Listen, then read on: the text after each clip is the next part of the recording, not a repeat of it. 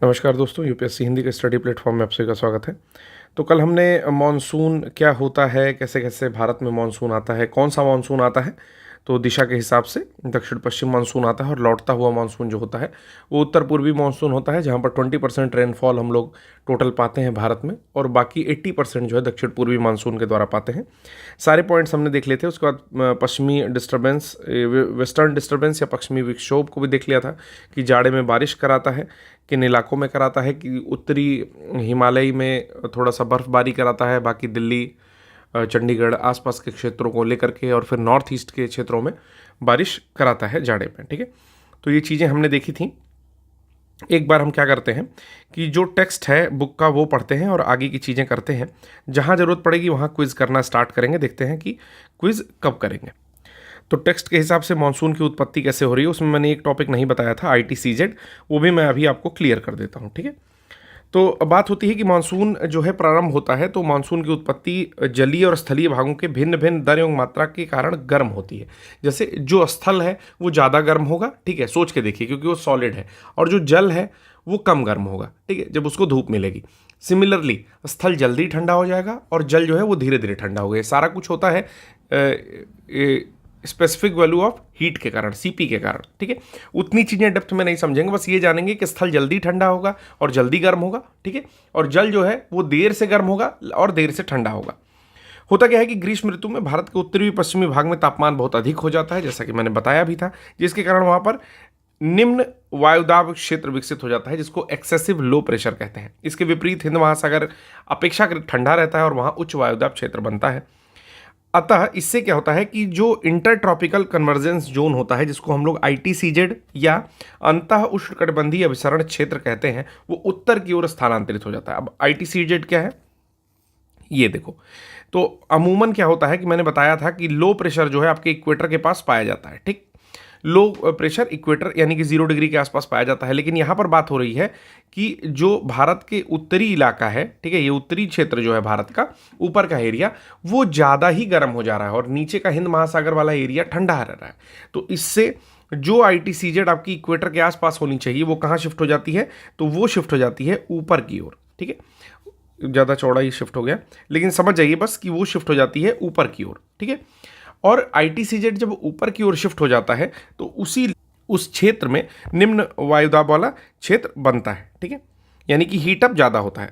यहाँ पर क्या होता है कि उत्तरी और दक्षिणी गोलार्धों से व्यापारिक पवनें या ट्रेड विंड आकर के मिलती हैं और इस क्षेत्र में वायु ऊपर की ओर उठती है। इसके उत्तर की ओर खिसकने से दक्षिण पूर्वी व्यापारिक पवनें 40 डिग्री से दक्षिण 60 डिग्री पूर्वी देशांतर के मध्य भूमध्य रेखा पार करती हैं, और दिशा परिवर्तन के बाद तो कौन सा लॉ लगता है दिशा परिवर्तन के लिए, तो फेरल का नियम लगता है, और दिशा परिवर्तन के बाद ये दक्षिण पश्चिम मानसून के रूप में भारत में प्रवेश करती हैं। जैसे मैंने बताया था कि यहाँ से ऑस्ट्रेलिया साइड से आने वाली जो आपका दक्षिण पूर्वी व्यापारिक पवनें हैं, ये इक्वेटर पार करके दाहिने ओर जो है मुड़ती हैं और भारत के ओर आती हैं दक्षिण पूर्वी मानसून के रूप में। ITCZ की स्थिति में परिवर्तन का संबंध हिमालय के दक्षिण भाग में पश्चिमी जेट प्रवाह द्वारा अपनी स्थिति के प्रत्यावर्तन या अल्टरनेशन से भी होता है। ठीक है, तो एक और कारण है जिस कारण ITCZ परिवर्तित हो रहा है, वो ये है कि हिमालय का जो दक्षिणी भाग है वहाँ पर पश्चिमी जेट प्रवाह अपनी स्थिति परिवर्तन करता है, इस कारण से भी ITCZ शिफ्ट हो जाता है। ठीक है, पूर्वी जेट प्रवाह की उत्पत्ति हिमालय और तिब्बत के उच्च स्थलों के ग्रीष्म तापन से होती है। तो पूर्वी जेट प्रवाह, कभी कभी प्रश्न पूछा है कि पूर्वी जेट प्रवाह कहाँ से निकलता है, तो हिमालय है। ठीक है, हिमालय है और यहाँ पर तिब्बत के पास आपका एक प्लेट्यू पड़ता है जिसका नाम है तिब्बत का पठार या तिब्बतन प्लेट्यू। तो ये जो है गर्मियों में अत्यधिक गर्म हो जाता है। ठीक है, तो इस कारण जो है यहाँ से पूर्वी जेट प्रवाह की उत्पत्ति होती है। इन उच्च स्थलों में हुए विकिरण से क्षोभ मंडल में वायु की दक्षिणावर्त परिसंचरण यानी क्लॉकवर्क सर्कुलेशन आरंभ हो जाता है और वायु राशियां दो दिशाओं में चलने लगती हैं। इन दिशाओं में एक भूमध्य रेखा की ओर बहने लगती है, जिसे पूर्वी जेट प्रवाह के नाम से जाना जाता है। ठीक है, और वहीं जो पश्चिमी जेट प्रवाह है वो मध्य एशिया के ऊपर बहता रहता है। तो कल हमने ये भी समझा था वेस्टर्न डिस्टर्बेंस के साइड जब हम लोग डिस्कस कर रहे थे।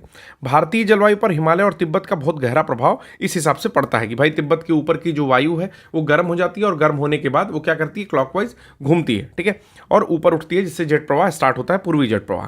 भारत में मानसून पवनों की उत्पत्ति हिमालय एवं मध्य एशिया के ग्रीष्म तापन एवं भूमध्य रेखीय द्रोणी के ऊपर की ओर स्थानांतरण के संयुक्त प्रभाव का परिणाम है। तो अगर भारत में मानसून की बात की जाए तो पवनों की उत्पत्ति जो हिमालय और मध्य एशिया के ग्रीष्म तापन के कारण हो रही है या भूमध्य रेखीय द्रोणी के ऊपर की स्थानांतरण जो हो रहा है उसका सबका मिलाकर के एक कंबाइंड इफेक्ट कहलाता है। मानसून वर्षा निरंतर नहीं होती है, इसके वर्षा काल में अंतर पाया जाता है। भारत के उत्तरी मैदान में बंगाल की खाड़ी से उत्पन्न होने वाले उष्णकटिबंधीय चक्रवात वर्षा करते हैं, जबकि पश्चिमी तटीय भाग में वर्षा दक्षिण पश्चिम मानसून द्वारा होती है, ठीक है। और भारत के पश्चिमी तट पर वर्षा की गहनता समुद्र से दूर घटने वाली मौसमी दशाएं तथा पूर्वी अफ्रीका के तट के साथ भूमध्य रेखीय जल प्रवाह की स्थिति पर भी निर्भर करती है।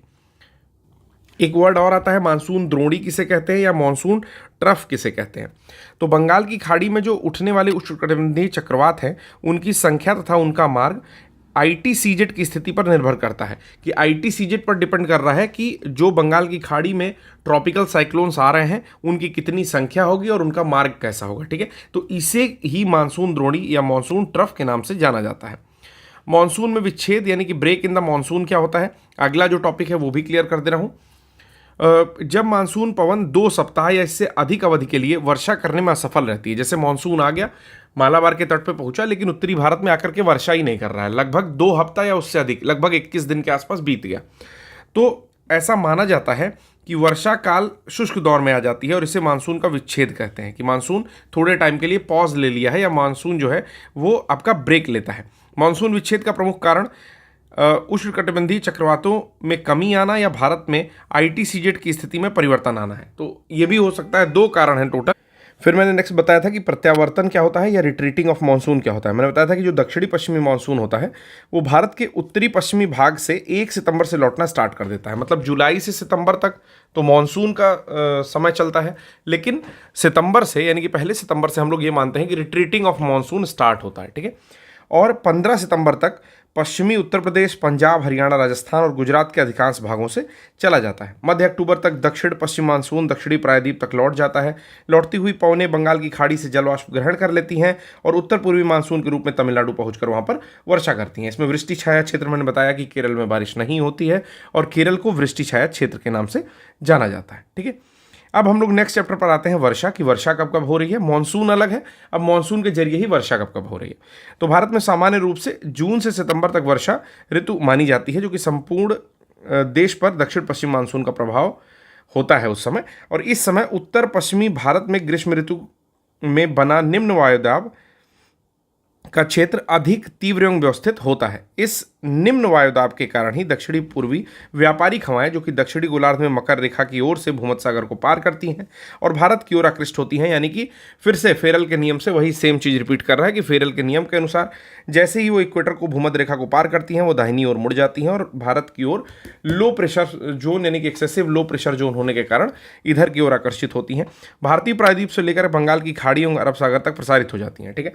फिर आपको पता है कि सबसे पहले जाकर के मालाबार कोस्ट में लड़ती हैं, वहां पर नीलगिरी के पास काफ़ी बारिश करती हैं और वो जो क्षेत्र है आपके केरल के आसपास का क्षेत्र, वहां पर निक्षालन हो जाता है मिट्टियों का, जिसको हम लोग लीचिंग कहते हैं। और वहां पर पाई जाने वाली मिट्टियां लैटेराइट मिट्टी है जो कि मसालों के लिए बहुत अच्छी होती है। उसमें क्या होता है कि जमीन के जो कंकड़ पत्थर वाले भाग होते हैं वो थोड़े से ऊपर आ जाते हैं और मिट्टी का जो मेन और क्या बोलेंगे आप, थोड़ी चिकना पदार्थ वाली मिट्टी होती है वो थोड़ी सी उसके नीचे बैठ जाती है, जो कि अच्छी होती है मसालों की खेती के लिए, ठीक है।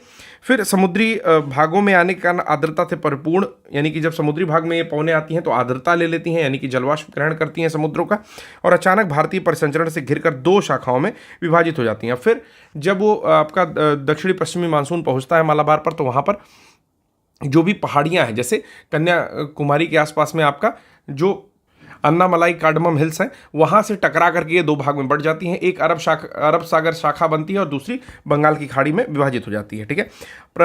फिर दक्षिणी पश्चिमी मानसून पवनें जब स्थलीय भागों में प्रवेश करती हैं तो प्रचंड गर्जन एवं तड़ी झंझावात के साथ तीव्रता के साथ घनघोर बारिश करती हैं। यानी कि पहली बार ये कैसी बारिश कर रही हैं, तो घनघोर बारिश कर रही हैं। इस प्रकार की पवनों के आगमन एवं उनसे होनी वर्षा को मानसून का फूटना अथवा टूटना कहते हैं। इसी को हम लोग कहते हैं मानसून का फूटना, तो मानसून बर्स्ट भी कहा जाता है। इन हवाओं की गति 30 किलोमीटर प्रति घंटे से अधिक हो सकती है। ये सब डेटा नहीं पूछा जाता है, लेकिन मान लीजिए कि दुर्भाग्यपूर्ण स्थिति में ये भी पूछा जा सकता है।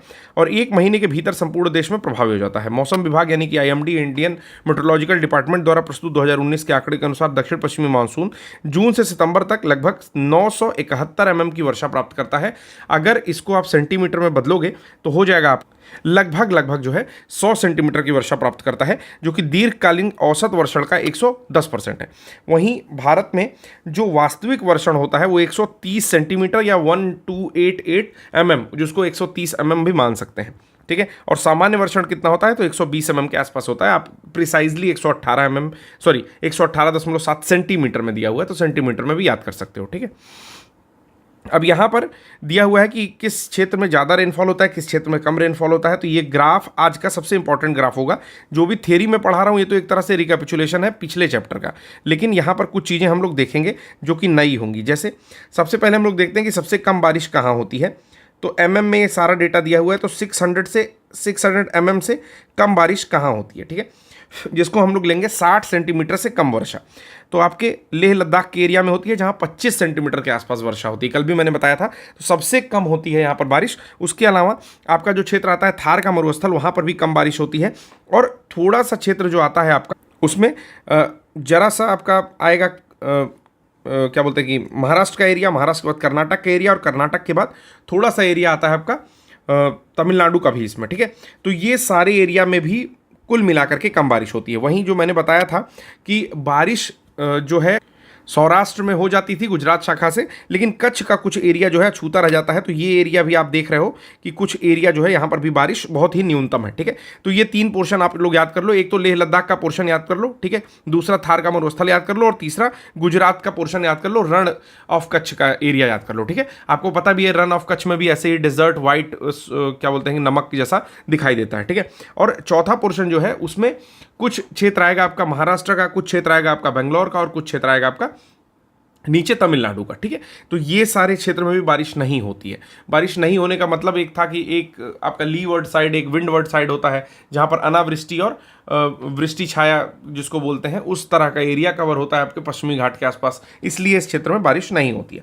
कहाँ पर मैक्सिमम बारिश होती है, तो 2000 वाला देखेंगे कहाँ पर मैक्सिमम बारिश होती है। तो जितना भी आपका वेस्टर्न घाट का कॉर्नर का एरिया है, बिल्कुल ठीक है, आप देख रहे हो डार्क कलर से ये दिखाया जा रहा है आपको, तो यहाँ पर सबसे ज़्यादा बारिश होती है, जो कि एवरेज रेनफॉल होता है 2000 mm से ज़्यादा, या इसको सेंटीमीटर में पढ़ोगे तो ज़्यादा आसान रहेगा, तो 200 सेंटीमीटर से ज़्यादा बारिश होती है आपकी पश्चिमी घाट में, ठीक है।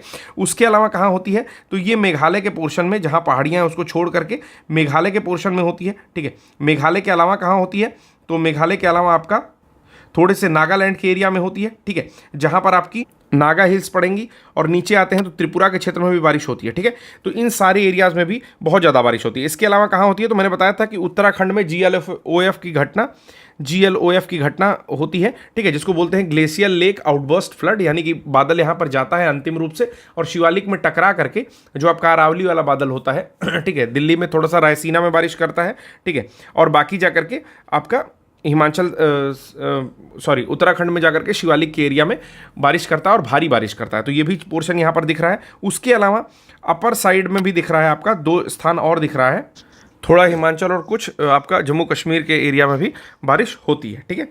इसके अलावा 2 तरह की बारिश और बचती है, जो कि 1 से 2000 mm के आसपास है और 600 से ऊपर है। तो दोनों को देख लेते हैं। सबसे पहली बात कि जब आप पश्चिमी घाट को छोड़ दोगे, उसके जस्ट बगल में जो बारिश हो रही है, पहले पश्चिमी घाट में सबसे ज़्यादा हो रही है मोर देन 2000, और मोर देन 2000 को छोड़ते ही आपका जो पोर्शन में रेड कलर से रंग रहा हूँ, ठीक है, ये देखिए, ये जो पोर्शन रेड कलर से मैं कर रहा हूँ, यहाँ पर 1000 से 2000 होती है, कि सबसे पहले 2000 से ज़्यादा हो रही है पश्चिमी घाट पर, और उसके जस्ट बगल में 1000 से 2000 mm के बीच में हो रही है। लेकिन उसके बाद क्या आता है, उसके बाद का जो क्षेत्र है वहाँ पर फिर क्रमशः कम बारिश होने लगती है, जिसको मैं येलो कलर से आपको दिखाने जा रहा हूँ। तो ये जो पोर्शन है यहाँ पर कंपैरेटिवली कम बारिश हो रही है। ये पूरे नीचे तमिलनाडु का एरिया है, और ऊपर भी आपका महाराष्ट्र का एरिया पड़ेगा, फिर कर्नाटका का एरिया, ठीक है। तो यहाँ पर भी कम बारिश हो रही है। उसके अलावा कहाँ कम बारिश होती है, तो तमिलनाडु में जहाँ लौटता हुआ मानसून, रिट्रीटिंग मानसून बारिश कर रहा है, वहाँ भी कम बारिश होती है थोड़ा सा। फिर तो रेन शेडो रीजन था, तो लौटता मानसून यहाँ पर बारिश करता है। फिर अपने उत्तर प्रदेश में आएंगे तो आप नीचे के साइड जब देखोगे, ठीक है, तो बुंदेलखंड बघेलखंड वाला एरिया भी थोड़ा सा कम बारिश पाता है, 600 से 1000 mm वाली बारिश ही पाता है। लेकिन जबकि आप उत्तरी भाग देखोगे, जो कि गोरखपुर, सिद्धार्थनगर, बहराइच, ये वाला जो पोर्शन देखोगे, ठीक है, ये जो मैं ऊपर अब येलो कलर से दिखा रहा हूं, ठीक है, तो यहां पर आप देख रहे हो कि बढ़िया बारिश मिल रही है, 1000 से 2000 के बीच में बारिश मिल रही है। वहीं बिहार, ठीक है, उड़ीसा, वेस्ट बंगाल और नीचे आपका मध्य प्रदेश, ये सारा कुछ भी बढ़िया बारिश पा रहा है, यहाँ का पूरा एरिया, ठीक है। लेकिन कौन कौन कम बारिश पा रहा है, तो जहां जहां पानी खत्म हो जाता है या अरावली के कारण बिना पहाड़ से टकराए हुए निकल जाता है, जैसा कि मैंने कल बताया था, तो आपके राजस्थान का कुछ पोर्शन हो गया, ठीक है, उत्तर प्रदेश के नीचे के क्षेत्र का कुछ एरिया आपका जो मध्य प्रदेश में आता है वो एरिया हो गया, ठीक है, या फिर आपका पश्चिमी मध्य प्रदेश का एरिया हो गया, ठीक, गुजरात का क्षेत्र हो गया। तो ये सब क्या पाते हैं, ये सब average rainfall, less than average rainfall पाते हैं, 600 से 1000 mm तक की बारिश पा रहे हैं, ठीक है। तो आशा करता हूं कि कुछ चीज़ें यहां से क्लियर हो रही होंगी, ठीक है। आगे हम लोग देखते हैं, थियरी पोर्शन के हिसाब से ही हम लोग देख रहे हैं आज। फिर सिमिलर चीज़ वही लिखी हुई है जो कल हमने समझा था। क्या समझा था कि वर्षा ऋतु में क्या होता है, देश का अधिकतर भाग हवाओं की सामान्य प्रवाह यानी कि दक्षिण पश्चिम से उत्तर पूर्व की ओर होता है, ठीक है, यानी कि दक्षिण पश्चिम से इस तरह से, इस डायरेक्शन से उत्तर पूर्व की ओर जो है सामान्य रूप से हवाएं चलती हैं। लेकिन आपने देखा था कि नॉर्थ ईस्ट में कुछ जो पहाड़ हैं आपके, जैसे गारू खासी जयंतिया है, वहाँ पर बरेल है इत्यादि जो हिल्स हैं, उसके कारण वहीं पर हवाएं फंस जाती हैं और केवल उन्हीं की उपस्थिति के कारण, यानी कि हिमालय की उपस्थिति के कारण, उत्तर पूर्व और गंगा के मैदान में दक्षिण पूर्व और पूर्व से प्रवाहित होता हुआ लगता है। दक्षिण पूर्व का मतलब क्या हुआ, इस डायरेक्शन से जो बंगाल, बे ऑफ बंगाल वाली शाखा आ रही है वो, और फिर वहां से लड़ने के बाद इस डायरेक्शन से उत्तरी मैदान में हवाएं आती हैं, ठीक है। सितंबर महीने से मानसून का प्रत्यावर्तन शुरू होता है, जिसको हम लोग रिट्रीटिंग या लौटता हुआ मानसून बोल रहे हैं, जिसके कारण सूर्य के दक्षिणायन होने का कारण है, यानी कि सूर्य दक्षिणायन हो रहा है कि 21 जून को कर्क रेखा पर जब सूर्य रहता है, अब 21 जून से धीरे धीरे शिफ्टिंग स्टार्ट हो रही है। तो आपका सबसे पहले सितंबर के आसपास इक्वेटर पर आएगा 23 सितंबर को, और फिर उसके बाद फिर आपके मकर रेखा की ओर प्रस्थान करेगा, ठीक है। तो आपके दिसंबर के महीने में फिर मकर रेखा पर पहुंचता है, ठीक है। तो इसी को बोलते हैं इंटर ट्रॉपिकल कन्वर्जेंस जोन जो है अपना आपका है, ठीक है, यानी कि ITCZ जो है उसका दक्षिण की ओर खिसकना कहलाता है। समझ में आ रहा है, ठीक है। तो फिर कहता है कि इस क्रम में, मतलब सिंपल सी बात है, जो रिट्रीटिंग ऑफ मानसून है वो क्यों हो रहा है, रिट्रीटिंग ऑफ मानसून या लौटता मानसून क्यों हो रहा है, क्योंकि 21 जून को कर्क रेखा पर चमका, ठीक है। अब कर्क रेखा पर चमकने के बाद उसके ऊपर नहीं जाता है, कुछ ऐसी स्थिति है ऋतुओं की कि पृथ्वी के उसके ऊपर सूर्य नहीं चमकेगा। क्या होगा, फिर पृथ्वी अपने अक्ष पे घूमेगी, सूर्य के चारों ओर भी घूम रही है, तो कुल मिलाकर के ये होता है कि फिर वो कर्क रेखा से आपके भूमध्य रेखा की ओर धीरे धीरे सूर्य शिफ्ट करता है। देखिए, शिफ्टिंग हम लोग सूर्य की बताते हैं, बेसिकली पृथ्वी घूम रही है, तो उसको मैं कभी विजुलाइज कराऊंगा जब भी चैप्टर उस तरह का आता है। लेकिन अभी बस ऐसे समझना है कि जो सूर्य है वो धीरे धीरे किधर शिफ्ट हो रहा है, इक्वेटर की ओर शिफ्ट हो रहा है, ठीक है, इक्वेटर की ओर शिफ्ट हो रहा है। आपको मैंने बताया कि 23 सितंबर के आसपास वो इक्वेटर पे शार्पली रहेगा, ठीक। तो सितंबर तक तो बारिश ही हो रही है, लेकिन सितंबर के बाद जैसे ही मकर रेखा की ओर होगा, तुरंत आपको रिट्रीटिंग ऑफ मानसून स्टार्ट हो रहा है, क्योंकि सूर्य क्या हो जा रहा है, दक्षिणायन हो जा रहा है। वही चीज इसमें लिखी हुई है।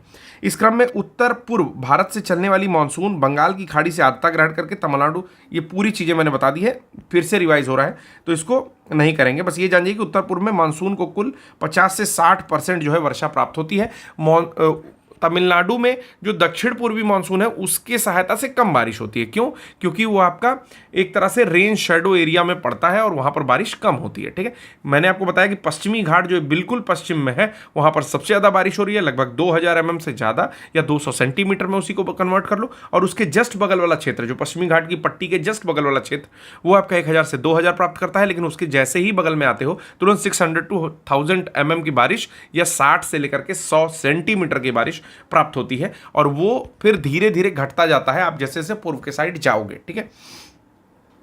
फिर कह रहा है कि भारत में सर्वाधिक वर्षा प्राप्त करने वाले क्षेत्र क्या थे, तो पश्चिमी घाट था, पूर्वी हिमालय था और मेघालय था, ठीक है। यहां पर 250 सेंटीमीटर या 2500 mm तक की बारिश हो रही है। तो वर्ल्ड में सबसे ज्यादा बारिश कहां होती है, तो आपका मौसिनराम में होती है, 2500-3000 तक की बारिश हो जाती है, ठीक है। फिर कह रहा है कि दक्षिण पश्चिम मानसून में इन क्षेत्रों में सर्वाधिक, अच्छा किस कारण से होती है, तो दक्षिण पश्चिमी मानसून के कारण यहाँ पर वर्षा होती है। मौसम नाम के बारे में दे दिया कि भारत में ही नहीं तो विश्व में सबसे अधिक वर्षा वाला स्थान है। भारतीय मौसम विभाग जिसको बोलते हैं इंडियन मेट्रोलॉजिकल डिपार्टमेंट के अनुसार 19 जुलाई 2016 को मौसिनराम में एक दिन में सर्वाधिक बारिश हो गई थी, जिसको 549.2 mm वर्षा दर्ज की गई थी, जो कि मैक्सिमम है। भारत में सबसे कम वर्षा वाला स्थान याद रखिएगा लेह है। मैंने कई बार आपको बताया कि लेह जो है वो ड्राई डेजर्ट है, ठीक है, तो सबसे ज़्यादा सूखा हुआ मरुस्थल है, ठीक है ना, उसको कोल्ड डेजर्ट भी कहते हैं, ठीक है, जहां मात्र 6.55 वर्षा रिकॉर्ड हुई थी सेंटीमीटर में, सॉरी, यानी कि 65 वर्षा वहां पर हुई थी। और सेंटीमीटर में याद रखना यार, देखो कभी कभी कंफ्यूजन हो जाता है। हमेशा वर्षा जब रहेगी ना और 60 सेंटीमीटर से नीचे जा रही है, याद रखना 60 सेंटीमीटर से नीचे जा रही है, तो मतलब वो क्षेत्र सूखे की चपेट में आ रहा है। कौन कौन सा क्षेत्र हो जाएगा, तो थोड़ा सा आपका राजस्थान का थार वाला एरिया हो जाएगा, कच्छ के गुजरात वाला एरिया, कच्छ का रन वाला एरिया हो जाएगा, ठीक है, फिर कच्छ के और थोड़ा एरिया कच्छ का और हो जाएगा, फिर ऊपर जाओगे तो आपका लेह लद्दाख का एरिया हो जाएगा। तो ये सारा ना बहुत ज़्यादा डेजर्ट टाइप का एरिया है, क्योंकि वहाँ पर 60 mm से भी कम बारिश हो रही है, ठीक। फिर कह रहा है कि 2019 के आंकड़े के अनुसार सर्वाधिक बारिश किस राज्य में हो रही है, तो मेघालय के गारो हिल्स जिले में। अच्छा, जिले की बात कर रहा हूँ। सबसे कम बारिश वाला जिला कौन सा है, तो लेह जिला सबसे कम बारिश वाला है। आम्र वर्षा कहाँ होती है, कर्नाटक एवं केरल में होती है। क्यों, देखिए आम्र वर्षा क्यों कह रहे हैं, देखो ऐसे सोचो कि हमारे वहाँ जून में आम पक रहा है, ठीक है, मतलब मई में आम लग रहा है, जून में पक रहा है, लेकिन हम लोग कितने अक्षांश पर स्थित होंगे, हम लोग ऑफ कोर्स, मतलब एकदम सीधी सी बात है, चूंकि उत्तर प्रदेश से होकर के कर्क रेखा गुजर रही है तो 23.5 के आसपास ही कहीं होंगे, ठीक। लेकिन अगर आप बात करोगे केरल की, तो केरल क्या होगा, केरल पहले ही स्थित है, यानी कि 8 डिग्री 4 मिनट 10 डिग्री के आसपास ही कहीं स्थित है, ठीक है, या 11 डिग्री 12 डिग्री इसी पे स्थित है। तो वहाँ जो भी फसलें होंगी वो आपके उत्तरी क्षेत्र से पहले होंगी, ठीक है। तो उसको आम्र वर्षा इसलिए कहते हैं क्योंकि वहाँ आम पहले पकता है, जो भी आम की मतलब खेती हो रही है वहाँ पर, ठीक है, तो बारिश मिल जाती है उसको पहले ही। तो वही बोल रहे हैं आम्र वर्षा कर्नाटक एवं केरल में होने वाली मानसून पूर्व वर्षा है। मानसून पूर्व मतलब कि जुलाई से आप मान रहे हो सितंबर, मतलब जून से आप मान रहे हो सितंबर तक जो है मानसून चल रहा है। मानसून से पहले जो भी बारिश हो रही है, कि मार्च के महीने में हो रही है या अप्रैल के, मतलब सॉरी मार्च में नहीं होगी, लेकिन अप्रैल के महीने में हो रही है या मई के इनिशियल डेज में हो रही है, ये सब मानसून पूर्व प्री मानसून वर्षा है, ठीक है। तो इसका नाम है आम्र वर्षा। क्यों, क्योंकि आम की फसल के लिए अच्छी होती है, ठीक है। फिर कह रहा है कि बंगाल की खाड़ी से उत्पन्न तूफानों के फलस्वरूप अप्रैल माह में होती है। इस वर्षा से आम की बौरें पेड़ से टूटकर गिरती नहीं है, अतः आम की फसल अच्छी होती है। समझ में आ गया। फिर वर्ष 2019 का एक डेटा दे रहा है कि भारत की राष्ट्रीय वार्षिक वर्षा जो है 1288 mm है, इसको भी याद कर लीजिएगा। फिर अगला आता है शीतकालीन वर्षा। तो शीतकालीन वर्षा वेस्टर्न डिस्टर्बेंसेस, पश्चिमी विक्षोभ के कारण हो रहा था। भारत में शीतकालीन मानसूनी पवनें स्थल से समुद्र की ओर चलने के कारण सामान्यतः वर्षा नहीं करती हैं, ठीक है। अधिकांश भारत में शीत ऋतु में वर्षा नहीं होती है, अपवाद स्वरूप कुछ क्षेत्रों में होती है, जो इस प्रकार है। कौन कौन से क्षेत्र हैं, तो देखिए कहाँ कहाँ पर वर्षा हो रही है। 50 सेंटीमीटर से अधिक और 25 से 50, बस दो ही हम लोग देखेंगे, बाकी तो नहीं हो रही है कहीं। तो आपका 50 सेंटीमीटर से अधिक यहाँ वर्षा हो रही है। क्यों हो रही है वो मैं आपको अभी बताऊंगा, कि जो आपका पश्चिमी विक्षोभ है उस कारण से हो रही है।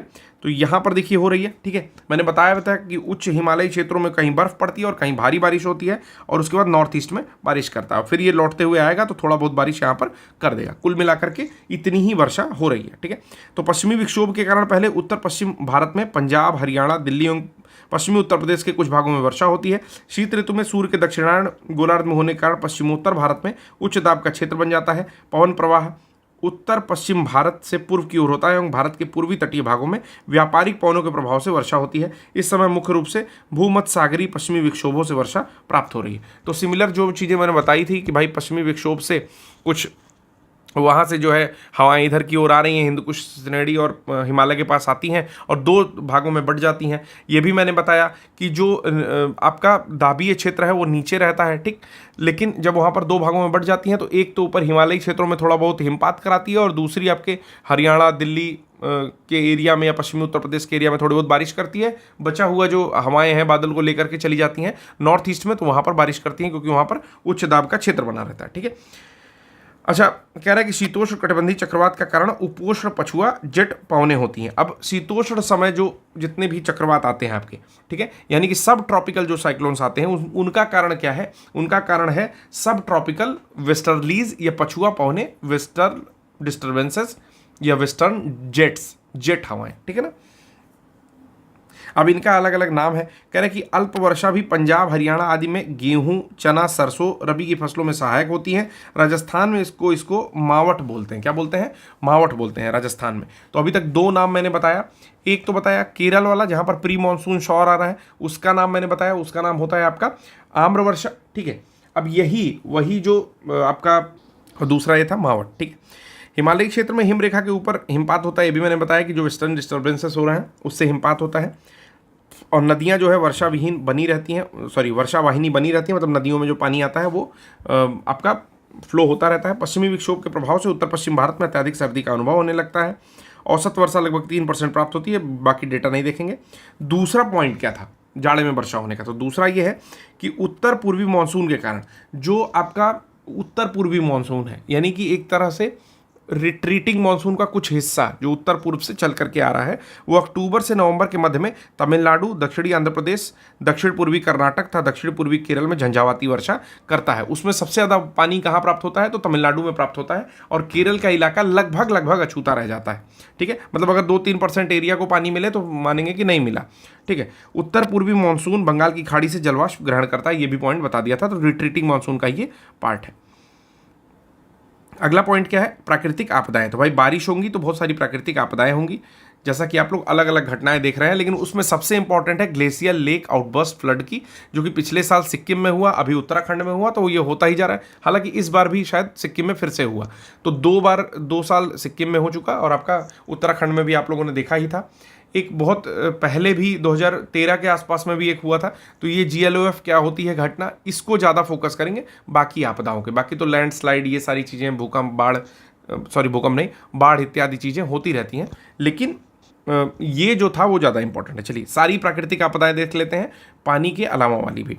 कह रहा है कि मानव पर बहुत दुष्प्रभाव डालने के लिए प्राकृतिक परिवर्तनों को प्राकृतिक आपदाएं करते हैं। कि भाई ऐसा कोई चीज़ हो रहा है जिसमें मानव के ऊपर बहुत सारी आपदाएं आ रही हैं, जिसमें ज्वालामुखी फट जा रहा है, मतलब ज़मीन से जो लावा है वो मैग्मा के रूप में बाहर आ जा रहा है, फिर भूकंप आ जा रहा है, मतलब प्लेट जो है वो किसी ना एक सबडक्ट कर जा रही है, यानी कि दोनों प्लेटें आपस में टकरा रही हैं, ऐसे समझ जाओ, ठीक है, कि प्लेट्स के ऊपर ही पूरा स्थल मंडल जो है सिचुएटेड है, तो कहीं ना कहीं वो प्लेट्स आपस में टकरा रही हैं या हिल डुल रही हैं, उसके कारण भूकंप आ रहा है। सागर कंप यानी कि सुनामी आ रहा है, अगर ओशेनिक प्लेट थोड़ी बहुत जो है इधर उधर हो रही है, डिस्टर्ब हो रही है। सूखा आ जाता है जहाँ पर बारिश नहीं हो रही है, ठीक है, या लेट हो गया तो उसको बोलेंगे आपका सूखा आ गया। बाढ़ यानी कि ज़्यादा बारिश हो गई, या ग्लेशियर लेक आउटबर्स्ट फ्लड हो गया, एक ही बार जो है पानी आ गया, ठीक। चक्रवात तो सिंपल सी बात है, 2 तरह के चक्रवात अभी मैंने बताए भी कि उष्णकटिबंधीय चक्रवात आते हैं या फिर उपोष्णकटिबंधीय आते हैं।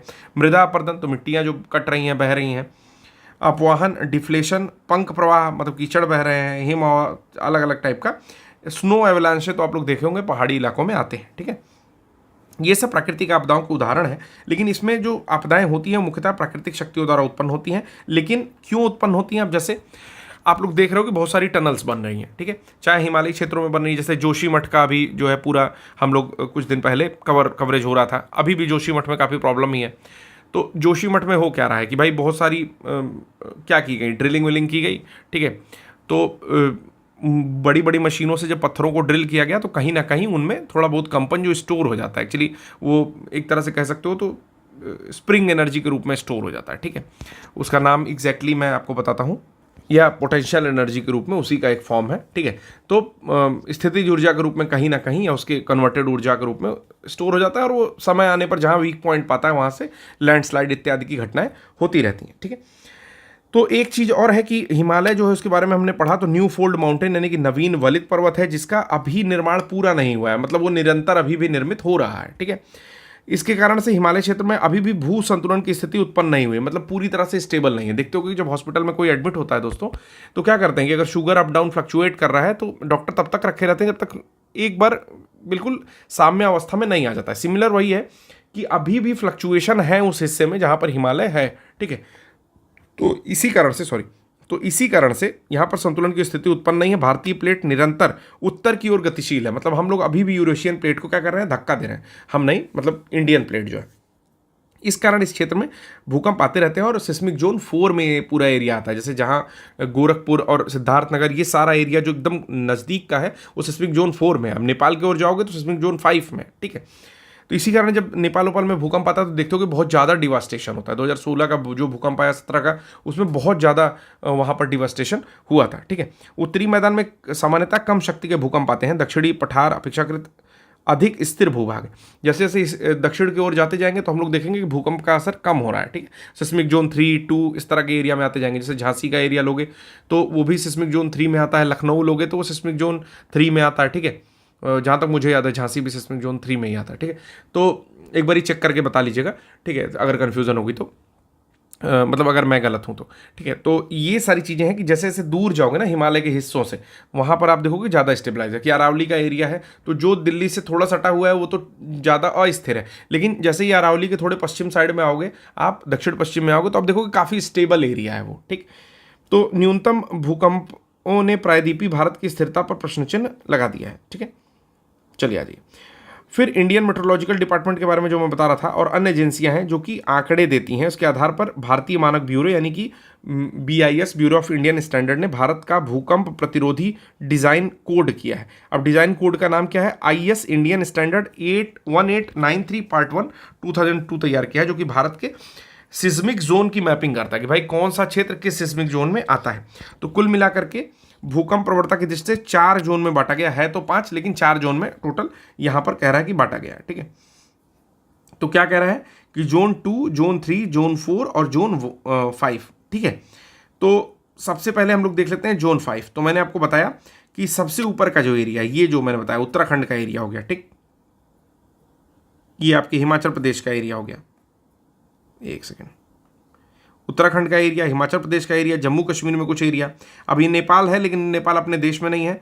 बिहार का टॉप वाला एरिया, ठीक है। इधर नॉर्थ ईस्ट का एरिया पूरा का पूरा, क्योंकि आपको पता है कि यहाँ पर सारी चोटियाँ जाकर के मिल जाती हैं, फिर यहाँ अराकान, योमा, और फिर ये मुड़ते मुड़ते मुड़ते जो है इधर की ओर जा रहा है। तो ये एरिया भी बहुत ज़्यादा अस्थिर है। फिर थोड़ा बहुत कच्छ का एरिया इधर जो आते हैं, आपको पता है कि गुजरात में भूकंप आया था और वहीं पर आपका एक म्यूजियम बन गया। तो ये मैंने न्यूज़ में भी कवर किया। आप लोग बताओ कि कौन सा म्यूजियम बना और कौन सा रैंक उसको मिला था। प्रिक्स वर्सेल्स पुरस्कार शायद उसको मिला था, ठीक है। और कौन से एरियाज आते हैं, तो बाकी भारत में कोई एरिया नहीं आएगा इस तरीके का, ठीक है। तो ये सारी एरिया हैं जो कि सिस्मिक जोन 5 में आते हैं, ठीक। सिस्मिक जोन 4 में आप जैसे ही आओगे तो आप देख रहे हो सिस्मिक जोन 4 थोड़ा सा यहाँ पर ब्लर है, लेकिन फोटो देखोगे तो समझ में आ जाएगा। मैं बता रहा हूँ उससे जो थोड़ा सा कम कलर्ड है, जैसे ब्लू कलर से दिखा रहा हूँ, ये पूरा जम्मू कश्मीर का फुल एरिया, लद्दाख का फुल एरिया, उत्तराखंड का लगभग पूरा एरिया, न्यू दिल्ली, ठीक है। इधर से आओगे तो ऊपर के सिद्धार्थनगर का एरिया, थोड़ा सा गोरखपुर का एरिया, बिहार का एरिया, ठीक है, ये सारा कुछ, और सिक्किम का एरिया, ये सब आते हैं सिस्मिक जोन 4 में, ठीक। फिर भुज के बगल का जो एरिया, मतलब कच्छ के बगल का जो एरिया है थोड़ा बहुत, ठीक है, काठियावाड़ इत्यादि, ये सब आते हैं उसमें आपके 4 में, ठीक है। थोड़ा बहुत महाराष्ट्र का एरिया भी इसमें दिखाता है। फिर आता है सिस्मिक जोन 3 में, यानी कि जो भी लखनऊ का एरिया जैसे मैं बता रहा था, ठीक है। उसके बाद मध्य प्रदेश में कुछ एरिया, इसके किनारे का कुछ एरिया, राजस्थान के किनारे का एरिया, ये सब आते हैं सिस्मिक जोन 3 में, ठीक है। और सिस्मिक जोन 2 में कौन आता है, तो ये आपका झांसी का एरिया, मध्य प्रदेश का टॉप एरिया, झारखंड में नीचे का एरिया, छत्तीसगढ़ का लगभग फुल्ली एरिया, ठीक है, महाराष्ट्र का पूर्वी एरिया, तेलंगाना का एरिया, ये सब आते हैं सिस्मिक जोन 2 में। तो इस तरह से आप इसको एक बारी खुद से मैपिंग करके देख लेंगे, चीज़ें क्लियर हो जाएंगी, ठीक है। अब एक बार और पढ़ लेते हैं कि जैसे अगर 5 आ रहा है तो अति प्रचंड तीव्रता वाला है, वेरी हाई डैमेज, बहुत ज़्यादा डैमेज कर देगा, ठीक। चौथा आ रहा है तो डिस्ट्रक्शन ऑफ बिल्डिंग, तो बिल्डिंग्स गिरा देगा, ठीक। और 5वां आएगा तो क्या हो जाएगा, केवल बिल्डिंग ही नहीं गिराया जाएगा, ज़मीन भी फट जाएगी, सड़कें फट जाएंगी, ठीक है, जगह जगह गड्ढे हो जाएंगे, इस तरह का कुछ आ जाएगा कि पूरा का पूरा, जैसे एक एरिया है तो पूरा डिवाइड ही हो गया, वो कहीं पेड़ पौधे लगे हुए हैं तो 2-4 पेड़ अंदर ही घुस गए, ठीक है, इस तरह का बड़ी बड़ी बिल्डिंगें गर्त में चली गई। 3 क्या होगा, डैमेज टू बिल्डिंग, थोड़ा बहुत क्रैक्स आएगा, कहीं पुरानी दीवारें फट सकती हैं, ठीक है। 2 वाला लो डैमेज, हिलता हुआ दिखाई देगा इत्यादि चीज़ें। जैसे जब इससे पहले आया था तो घर हिलते हुए आंखों से दिखाई दे रहे थे कुछ लोग की, घर में अगर बहुत पुराना घर है तो हल्का फुल्का कुछ चेंजेस देखने को मिले थे, अदरवाइज नॉर्मल था सब कुछ, ठीक है। तो अब उसमें अलग अलग जो है सबको कोड दिया हुआ है, तो ये भी हम लोग पढ़ लेते हैं। क्या कोड दिया हुआ है? तो कहता है कि जोन 5 की अगर बात की जाए, ठीक है, तो इस क्षेत्र को IS कोड के तहत क्षेत्र कारक 0.36 फैक्टर जो है दिया गया है, जोन फैक्टर 0.36 दिया गया है। यानी कि किसी भी संरचना पर भूकंप के फलस्वरूप गुरुत्वीय त्वरण का 36% तक क्षैतिज त्वरण अनुभूत हो सकता है। अब गुरुत्वीय त्वरण होता कितना है दोस्तों? तो गुरुत्वीय त्वरण होता है 9.8 मीटर पर सेकेंड स्क्वायर, ठीक है, और इसका 36%, ठीक है, हम लोग को अनुभव हो सकता है, यानी कि लगभग 2 मीटर पर सेकंड। हालांकि मैंने कम लिखा है, एग्जैक्टली निकालोगे तो ये 3.6 आना चाहिए, क्योंकि 9.9.8 जो है 10 के नज़दीक है, ठीक। तो फिर भी हम लोग मान लेते हैं कि चलो 3 के आसपास, लगभग 3 मीटर पर सेकंड स्क्वायर के आसपास क्षैतिज त्वरण महसूस होगा। यानी कि 3 मीटर 1 सेकंड में आप लोग मूव करोगे, यानी कि 9 फीट। समझ में आ रहा है कि अगर आप अपने छत पे हो तो सीधे जाकर के दीवार से लड़ जाओगे, इस तरह का कुछ, ठीक है। ये अत्यधिक उच्च क्षति जोखिम है। भारत के जम्मू कश्मीर का एरिया, लद्दाख का एरिया, हिमाचल प्रदेश का कुछ एरिया, उत्तराखंड, अंडमान एंड निकोबार में मैं नहीं बता पाया था, इसको भी आप लोग लिख लेंगे, और पूर्वोत्तर का पूरा एरिया तो इसी क्षेत्र में आता है, ठीक है। लगभग 10.9% भाग जो है आपके सिस्मिक जोन 5 में आते हैं, तो ये बहुत ही इंपॉर्टेंट है, इसको जरूर याद रखेंगे, ठीक है। दूसरा आता है आपका सिस्मिक जोन 4, इसको IS कोड 0.24 में 0.24 दिया जाता है, यानी कि 24% का हम लोग ग्रेविटेशनल एक्सेलरेशन एक्सपीरियंस करेंगे। इसमें कौन कौन सा भाग आता है? तो राजधानी दिल्ली का भाग आ रहा है, गंगा का मैदान आ रहा है, गुजरात के भाग, महाराष्ट्र का कोयना क्षेत्र आ रहा है, सिक्किम इत्यादि क्षेत्र आते हैं, और कुल भूभाग का 17.3% आता है सिस्मिक जोन 4 में। काफ़ी इंपॉर्टेंट ये भी है। सिस्मिक जोन 3 में क्षेत्र कारक, यानी कि इसका जो फैक्टर है वो 0.18 है। इसका मतलब होता है कि हम लोग गुरुत्वीय त्वरण का लगभग 18% एक्सपीरियंस करेंगे। क्षैतिज त्वरण, क्षैतिज त्वरण मैंने आपको ऐसे बताया कि अगर आप जमीन पर लेटे हुए हो या खड़े ही हो, ठीक है, तो लगभग आप अगर 9.8 को आप 10 मान लो और उसका सीधे 18% निकाल दो, तो 1.8 मीटर पर सेकंड के हिसाब से फेंके जाओगे आप। फेंके जाने का मतलब चलने लगोगे या चीज़ें मूव करेंगी, ठीक। तो सिस्मिक जोन 3 का मतलब ये हुआ क्षैतिज त्वरण के हिसाब से। इसमें लक्षद्वीप का एरिया आता है, पश्चिमी घाट, प्रायद्वीपीय भारत के भ्रंशित क्षेत्र आते हैं। प्रायद्वीपीय भारत के जो क्षेत्र फटे हुए हैं या भ्रंश वाले क्षेत्र हैं वो आते हैं, ठीक है। और लखनऊ भी आता है इसी में, ये भी मैंने आपको बताया था, और गंगा यमुना का मैदान दक्षिणी भाग इसी क्षेत्र में आता है, ठीक है। लगभग 30.4% जो है इस भूभाग इस एरिया में आता है पर सिस्मिक जोन 3 में। सिस्मिक जोन 2 जो कि अपेक्षाकृत सबसे ज़्यादा सेफ है, उसमें भारत का 41.4% एरिया आता है। इसका क्षेत्र कारक 0.10 है, यानी कि आप बहुत ही कम अनुभव करोगे अगर आ गया तो भी, ठीक है। और कर्नाटक का पठार प्रायद्वीपीय भारत के अंतर्गत आता है, सबसे कम भूकंप प्रभावित मेखला में सम्मिलित है, ठीक है। सुनामी क्या होती है? सुनामी को टी सुनामी लिखते हैं, 2004-5 के आसपास आई थी, आप लोगों को पता भी है, और बहुत ज़्यादा तबाही मची थी। उसी के बाद से NDRF का गठन हुआ था, नेशनल डिजास्टर रिलीफ फंड, या उसको बोलते हैं तो फोर्स होगा NDRF में, ठीक है। और हिंदी में होता है शायद उसका राष्ट्रीय आपदा मोचन बल, ठीक है, राष्ट्रीय आपदा मोचन बल। तो उसी के बाद से गठन हुआ था, क्योंकि हम लोग को उतना आइडिया था नहीं, और कि इस तरह की मतलब आइडिया तो था लेकिन भारत उतना एडवांस नहीं हुआ था। तो जापान का कुछ इलाका, थाईलैंड के कुछ इलाके, चाइना का जो इलाका है, तो ये फिलीपींस के इलाके बहुत ज़्यादा डिवास्टेटिंग आया था। और लगभग उसमें मुझे जहाँ तक याद है कि जो बातें होती थी कि लगभग 30 फुट ऊंची लहरें, 30-36 फुट ऊंची लहरें जो है उसमें से उठ रही थी, ठीक है।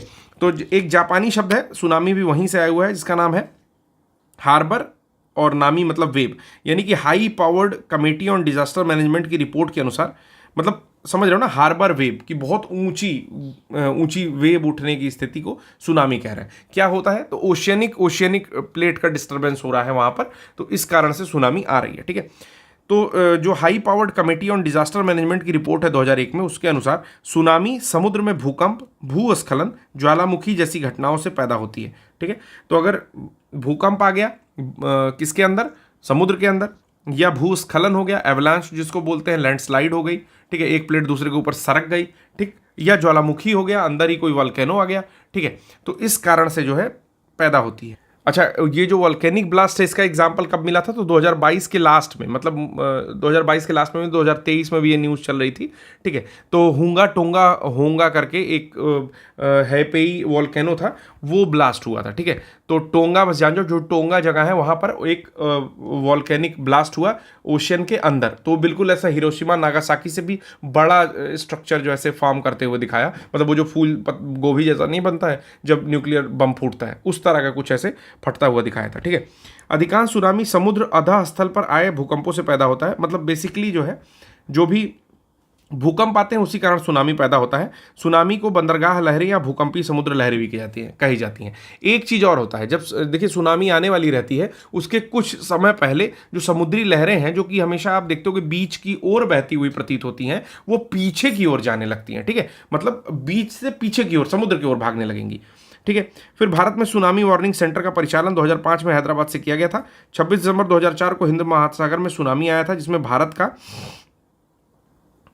कोरोमंडल तट जो है सबसे ज्यादा प्रभावित हुआ था। कोरोमंडल कौन सा आपका तट है? तो ये जो आपका तमिलनाडु से लेकर के ऐसे ऊपर उड़ीसा तक का कोस्ट पड़ता है, इसको हम लोग कोरोमंडल तट कहते हैं।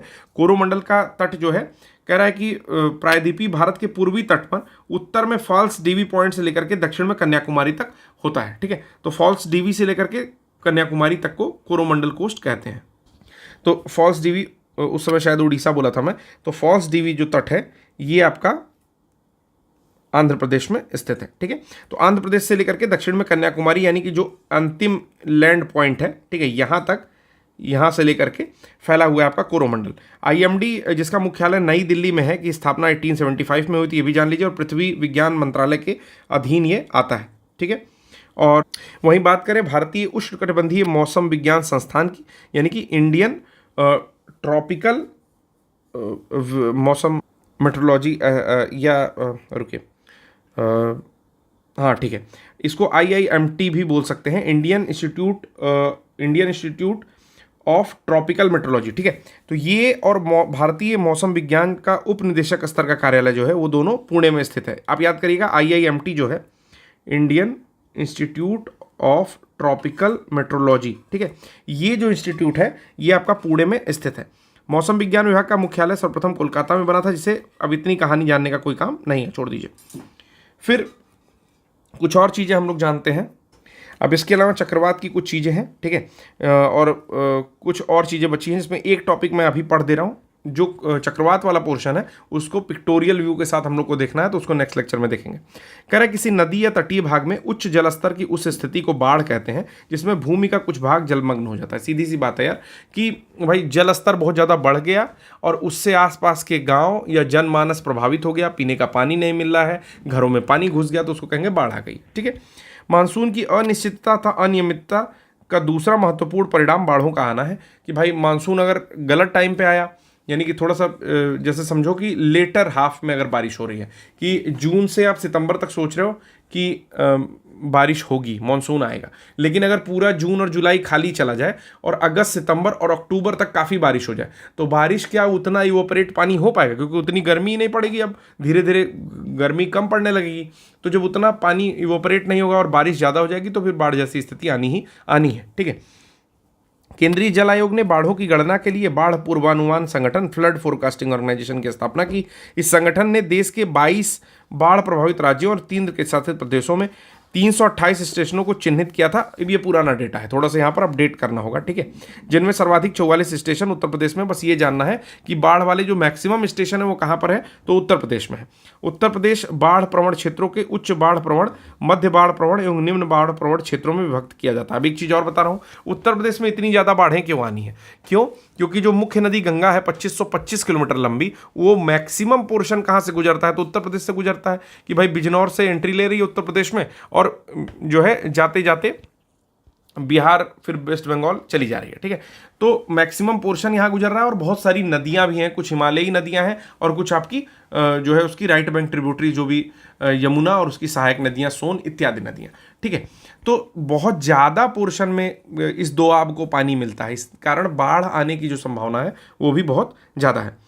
उच्च बाढ़ प्रवण मतलब कि प्रोबेबिलिटी ऑफ फ्लड जो है यहाँ पर बहुत ज़्यादा है। इस क्षेत्र में उत्तर प्रदेश के कुल बाढ़ क्षेत्र का 48% एरिया आता है, मतलब 50% जो लगभग एरिया है वो उच्च बाढ़ प्रवण का एरिया है यूपी में। और ये जो है पूर्वी क्षेत्र को आच्छादित करता है, यानी कि पूर्वी यूपी जो है, जो आपका हम लोग के साइड का यूपी है, जहाँ गोरखपुर या उसके बगल का कुशीनगर, ये सब जो एरिया है ये उच्च बाढ़ प्रवण का क्षेत्र आच्छादित करता है। 22 बाढ़ प्रभावित राज्यों में 43 स्टेशन के साथ बिहार दूसरे नंबर पर है। ठीक है, फिर आता है चक्रवाती तूफान के बारे में, तो इसको मैं पिक्टोरियल व्यू से दिखाऊंगा, इसको आज हम लोग नहीं करेंगे। लेक्चर कैसा लगा आप लोग बताइएगा। थ्योरी के साथ मैं मिक्स करना चाह रहा हूँ और प्रॉपर पेशेंटली जो है क्लासेस लेकर के चल रहा हूँ। मैं आपसे बस इतना ही कहना चाहता हूँ कि पैनिक मत होइए। आपको टोटल जो क्लासेस लेनी है 108 डेज में, वो मुश्किल से हम मतलब मुझे और मैम की क्लास को मिला करके 1.5 घंटा खर्चा होता है। ठीक है, और उसको भी अगर आप 1.5x पे देखो या जैसे भी आपको कंफर्टेबल हो, अगर 1.75 पे हो तो 1.75 पे देख लो। 1.5x पे अगर देखते हो तो मुझे लगता है 1 घंटे में आप 2 क्लासेस अगर आती हैं दोनों तो आप वो ख़त्म करो। उसके साथ में जो मेरी घटना सार की क्लासेस हैं, मैं आपको कहता हूं कि नंबर ऑफ टाइम्स उसको रिपीट करो। अगर आप 10 बार देख सकते हो तो 10 बार रिपीट करो। ठीक है, मैं सच बता रहा हूं कि मैं खुद अपनी क्लासेस कई बार देखा, मतलब 2 बार देखा मैंने। पहली बार तो इसलिए देखता हूं कि क्लासेस कैसी बनी है, और दोबारा मेरे किसी फ्रेंड ने कहा कि इस बार क्लासेस ज़्यादा इफेक्टिव बनी हुई हैं, तो मैंने उसको फिर से एक बार ही देखा। ठीक है, तो आप लोग से बस इतना चीज़ कहना चाहता हूं कि करंट का जो पोर्शन है उसको बार बार रिपीट करिए। जो स्टैटिक पोर्शन हम लोग रिवाइज करा रहे हैं उसको इसी के साथ रिवाइज करिए।